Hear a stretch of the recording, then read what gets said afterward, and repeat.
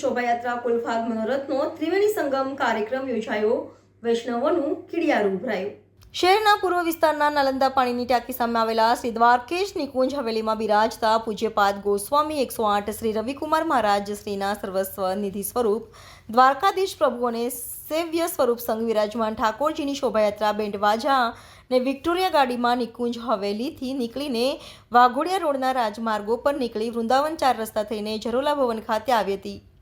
56 ભોગમાં પીઠાધીશ્વર પૂજ્ય શ્રી દ્વારકેશ લાલજી મહારાજ શ્રી પૂજ્ય શ્રી પ્રણવ કુમાર મહોદય શ્રી ષષ્ઠગૃહ યુવરાજ શરણમ કુમાર મહોદય શ્રી મધુરમ કુમાર મહોદય શ્રીના સાનિધ્યમાં પ્રભુના સુખાર્થ 56 ભોગનો બડો અલૌકિક મનોરથ દર્શન યોજાયા.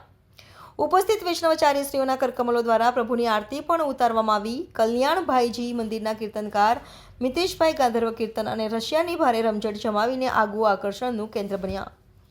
વૈષ્ણવો એકબીજા પર ફૂલોની વર્ષા કરીને અનેરો ફૂલભાગ મનોરથ ખેલાયો. વૈષ્ણવ રજ ભક્ત બનીને નાચી ઝૂમી ઉઠ્યા હતા.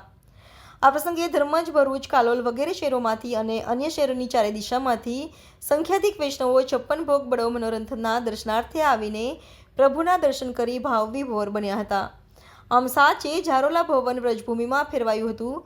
જો પાસ ગોસ્વામી 108 શ્રી રવિકુમાર મહારાજ શ્રી સ્વકંઠે રશિયાનું ગાન કરીને વૈષ્ણવોને ભક્તિમાં રસ તરબોળ અને પ્રોત્સાહિત કરતા જોવા મળ્યા હતા.